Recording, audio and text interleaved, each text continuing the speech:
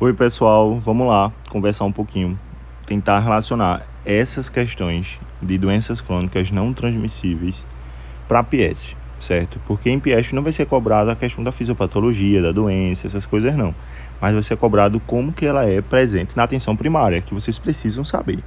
Então vamos entender um pouquinho, né, sobre o que a OMS fala sobre isso e por que essas doenças dominam países que estão em subdesenvolvimento, né, como o Brasil principalmente, onde diabetes e hipertensão, vocês sabem, predominam a atenção primária. Até que o Brasil criou o Hiperdia, né, que é um dia específico para atender só esses pacientes. Então, assim, é muito prevalente, certo? E a gente sabe, né, que desde a criação da OMS, né, foi falado que saúde é o estado de bem-estar completo, né, além de ser bem-estar físico, ser mental e social, e não apenas a ausência de enfermidades.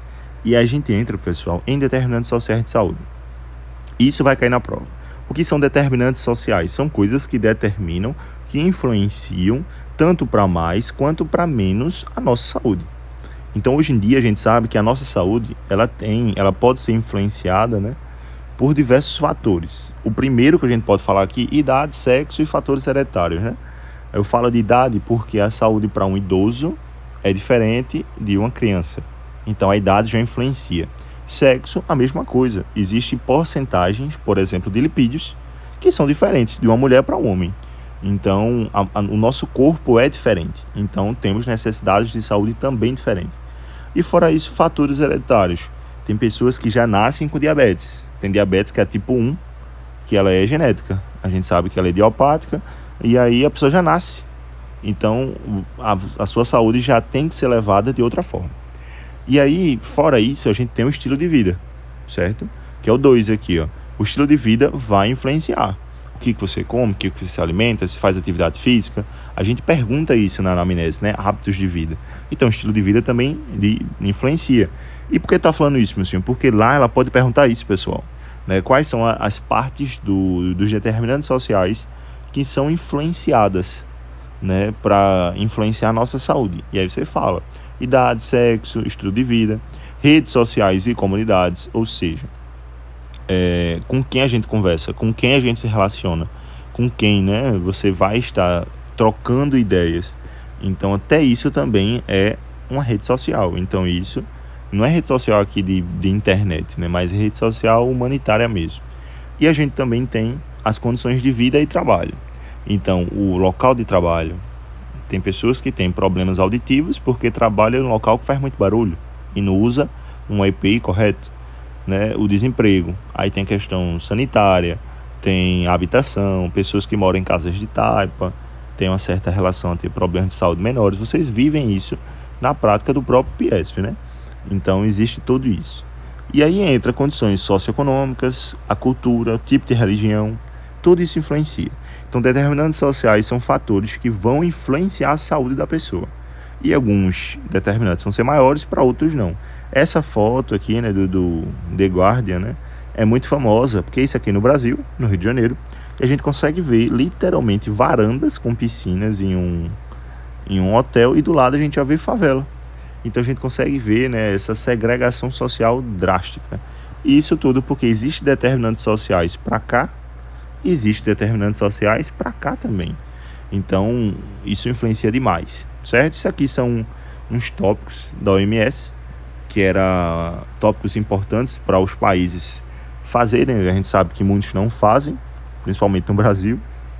Porém, fome zero, erradicar a pobreza, são pontos difíceis de se fazer. Porém, são metas que muitos países fazem por seguirem a OMS. Mas esse aqui só levantado para vocês saberem, né? A meta 3, que é saúde e bem-estar. Aí aqui, isso aqui é importante falar. Por quê? Transição demográfica. O país, né, o Brasil, o nosso país, ele está passando por uma transição demográfica. Essa transição já foi passada por muitos outros países. E o Brasil está passando agora. Que transição é essa, meu senhor? Certo? Ao depender do ano, né, a gente começa a comparar e ver, ó, esse gráfico aqui mostra melhor, né, o aumento da taxa de pessoas mais velhas e a finura da base de uma pirâmide. Ou seja, hoje em dia está nascendo menos pessoas e está morrendo também menos pessoas. Morrendo, que eu falo, é expectativa de vida. Mais pessoas hoje em dia vivem mais tempo do que antigamente. E hoje em dia, por causa de controles de natalidade, menos pessoas nascem, certo? Então o Brasil antigamente, por não ter um controle de natalidade, a base de uma pirâmide etária era muito larga, era muito aberta. Hoje em dia ela se diminui, enquanto o topo aumenta a expectativa de vida. Agora eu deixar uma coisa clara aqui, expectativa de vida é totalmente diferente de uma vida boa. Você viver até os 88 anos é uma coisa, agora você viver até os 88 anos cheirando, fumando, né, cheirando fumaça de uma indústria que mora perto de você é viver ruim, né? Então expectativa de vida é diferente de qualidade de vida, né? Mas no Brasil está aumentando essa expectativa de vida. Então o topo da pirâmide ele está se esticando mais. E aqui mostra, né, 2010, 2022, índice de envelhecimento, Brasil em 2010 era 44%, né? 2022 já é 80%. Olha o Sudeste quanto mudou, né? O envelhecimento em 10 anos, em 12 anos aqui na verdade, de acordo com o IBGE, está quase dobrando.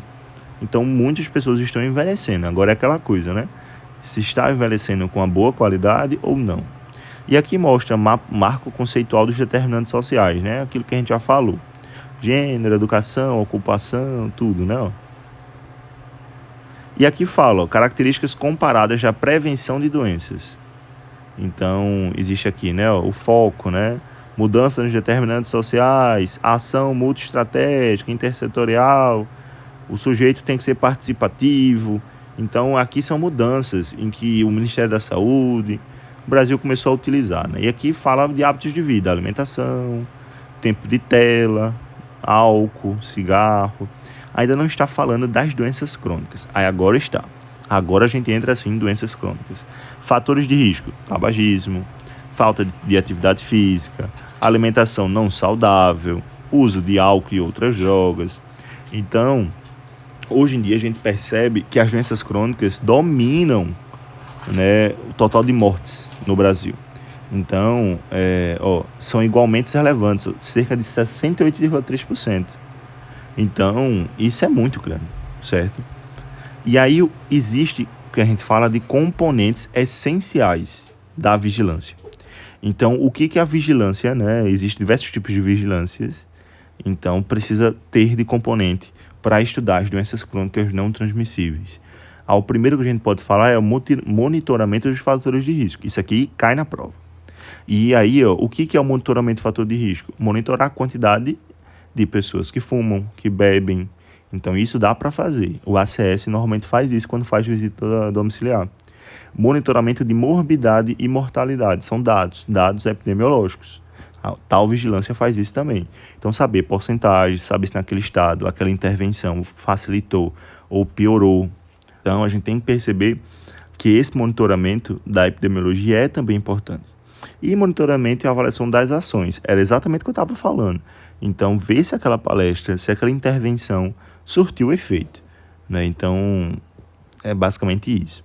E aí, o Plano Nacional tem esses 3 eixos. Slide de Piesco, que tem letra vermelha, são as mais importantes. Eu sempre falo isso para o pessoal. Então, quais são os 3 eixos? Vigilância, monitoramento e avaliação, prevenção e promoção e cuidado integral. Decorem isso aqui vai cair na prova, certo? E aqui fala vigilância, informação e monitoramento. Aí fala promoção em saúde. Aí tem atividade física, programas de academia de saúde, programa de saúde na escola, certo? Praças de programa de aceleração do conhecimento, reformulação dos espaços urbanos, campanhas para comunicação. Isso é tudo que vocês precisam saber. O que a gente pode fazer, né, para aumentar essa promoção de saúde? Essas atividades físicas, a alimentação saudável, isso também cai em prova. Vai perguntar, vocês vão intervir em escola, aumentar a oferta de alimentos saudáveis para desde cedo aquela criança crescer, né, com um pensamento diferente, né, regular os preços de alimentos que são mais saudáveis. Então, tudo isso para prevenir obesidade, né, regular a publicidade de alimentos, então tudo isso tem. E aqui fala também tabagismo e uso de álcool, né? artigos e programas que auxiliam para tentar diminuir essa quantidade, né? Então, regular a legislação, né, de venda da nicotina, do tabagismo, porém a gente sabe que isso é muito difícil por causa da alta compra que existe ainda hoje em dia, né? Fortalecer políticas de preços e aumento de imposto para para derivados do álcool, né? Aumentar e intensificar essa fiscalização, né?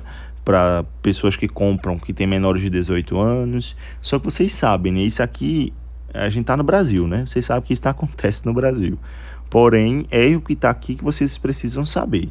Ó, Programa de Saúde na Escola, o PISE, é muito importante. O PSE, certo? Que dá ação educativa. E aí fala de tudo. Então, se você não souber o que falar, pode falar dele. Porque ele faz palestra, ele fala sobre álcool, fala sobre drogas, fala sobre alimentação, fala sobre tudo, certo? E aqui a questão do envelhecimento ativo, né? A implementação de um modelo de atenção, promoção do envelhecimento ativo, tentar buscar fazer atividades adequadas para aquela idade, tentar fazer autonomia. A gente sabe que a pessoa vai envelhecendo, vai tendo perda de autonomia, de independência. Então, a atenção primária pode tentar resgatar esses pontos, né?